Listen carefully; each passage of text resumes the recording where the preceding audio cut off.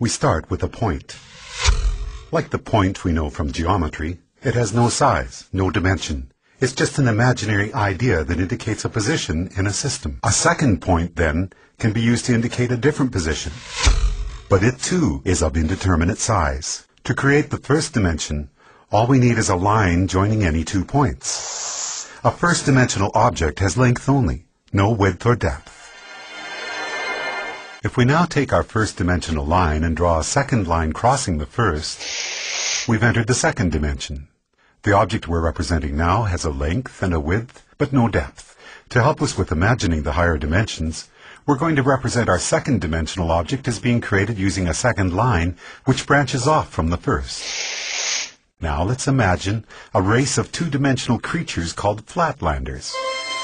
What would it be like to be a flatlander living in their two-dimensional world? A two-dimensional creature would have only length and width, as if they were the royalty on an impossibly flat playing card. Picture this. A flatlander couldn't possibly have a digestive tract because the pipe from their mouth to their bottom would divide them into 2 pieces. And a flatlander trying to view our three-dimensional world would only be able to perceive shapes in two-dimensional cross-sections. A balloon, for instance, would start as a tiny dot, become a hollow circle which inexplicably grows to a certain size, then shrinks back to a dot before popping out of existence. And we three-dimensional human beings would seem very strange indeed to a flatlander. Imagining the third dimension is the easiest for us because every moment of our lives, that's what we're in. A three-dimensional object has length, width, and height. But here's another way to describe the third dimension. If we imagine an ant walking across a newspaper which is lying on a table, we can pretend that the ant is a flatlander, walking along on a flat two-dimensional newspaper world. If that paper is now folded in the middle, we create a way for our flatlander ant to magically disappear from one position in his two-dimensional world and be instantly transported to another. We can imagine that we did this by taking a two-dimensional object and folding it through the dimension above, which is our third dimension. Once again, it'll be more convenient for us as we imagine the higher dimensions if we can think of the third dimension in this way. The third dimension is what you fold through to jump from one point to another in the dimension below. The first 3 dimensions can be described with these words: length, width, and depth. What word can we assign to the fourth dimension? One answer would be duration. If we think of ourselves as we were 1 minute ago, and then imagine ourselves as we are at this moment, the line we could draw from the 1 minute ago version to the right now version would be a line in the fourth dimension. If you were to see your body in the fourth dimension, you'd be like a long undulating snake, with your embryonic self at one end and your deceased self at the other. But because we live from moment to moment in the third dimension, we're like our second-dimensional flatlanders. Just like that flatlander who can only see two-dimensional cross-sections of objects from the dimension above, we, as three-dimensional creatures, can only see three-dimensional cross-sections of our fourth-dimensional self.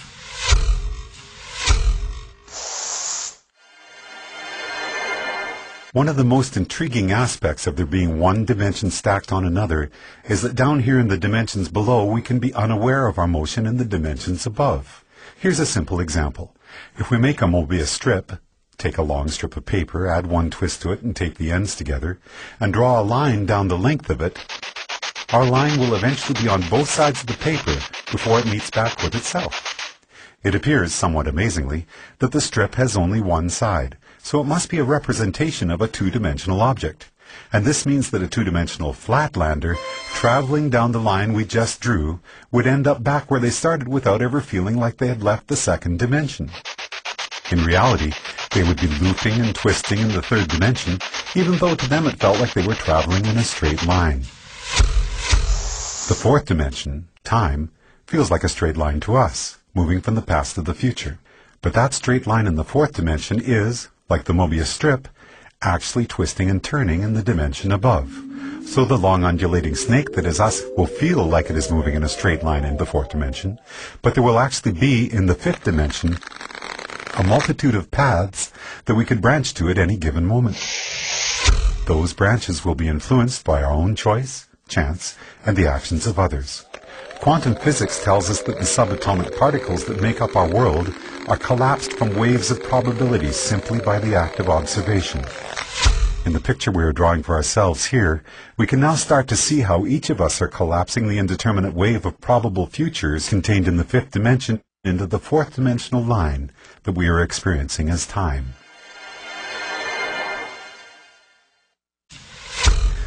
What if you wanted to go back into your own childhood and visit yourself? We can imagine folding the fourth dimension through the fifth, jumping back through time and space to get there. But what if you wanted to get to the world where, for example, you had created a great invention as a child that by now had made you famous and rich? We can imagine our fourth dimensional selves branching out from our current moment into the fifth dimension. But no matter where you go from here, the great child inventor timeline is not one of the available options in your current version of time. You can't get there from here, no matter how much choice, chance, and the actions of others become involved. There are only two ways you could get to that world. One would be to travel back in time, somehow trigger the events that caused you to come up with your invention, then travel forward in the fifth dimension to see one of the possible new worlds that might have resulted.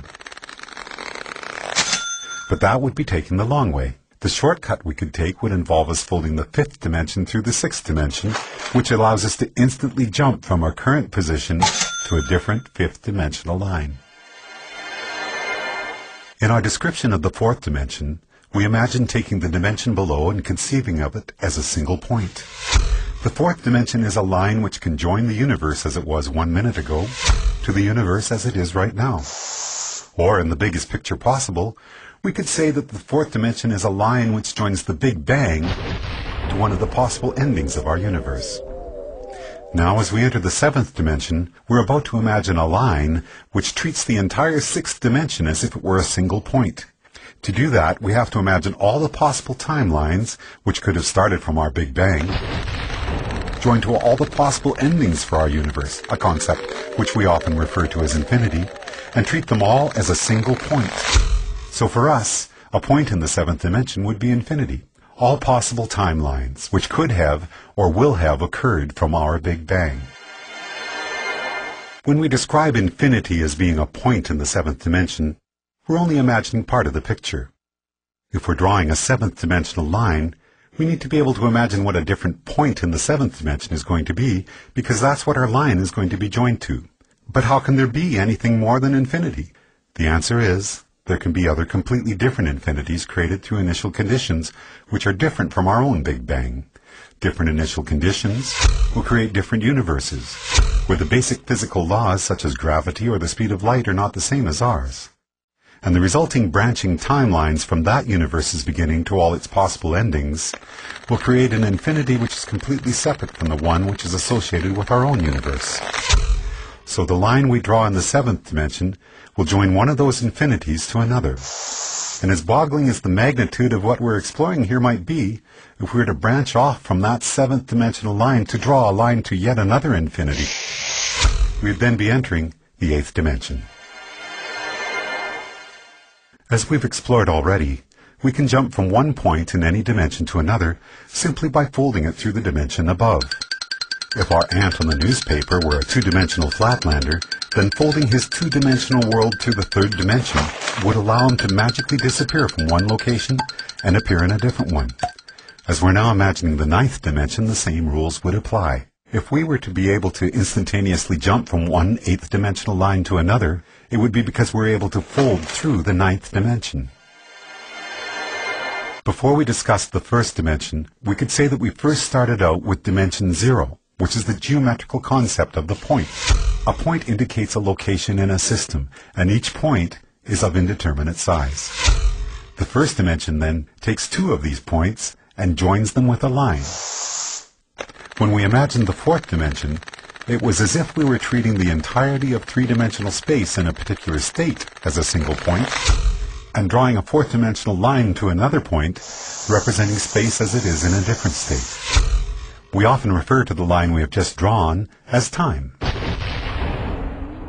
Then, in the seventh dimension, we treated all of the possible timelines which could be generated from our Big Bang as if this were a single point, and imagined drawing a line to a point representing all the possible timelines for a completely different universe. Now, as we enter the 10th dimension, we have to imagine all the possible branches for all the possible timelines of all the possible universes and treat that as a single point in the 10th dimension. So far, so good. But this is where we hit a roadblock. If we're going to imagine the 10th dimension as continuing the cycle and being a line, then we're going to have to imagine a different point that we can draw that line to. But there's no place left to go. By the time we have imagined all possible timelines for all possible universes as being a single point in the 10th dimension, it appears that our journey is done. In string theory, physicists tell us that superstrings vibrating in the 10th dimension are what create the subatomic particles which make up our universe, and all of the other possible universes as well. In other words, all possibilities are contained within the 10th dimension, which would appear to be the concept we have just built for ourselves, as we imagined the 10 dimensions built one upon another.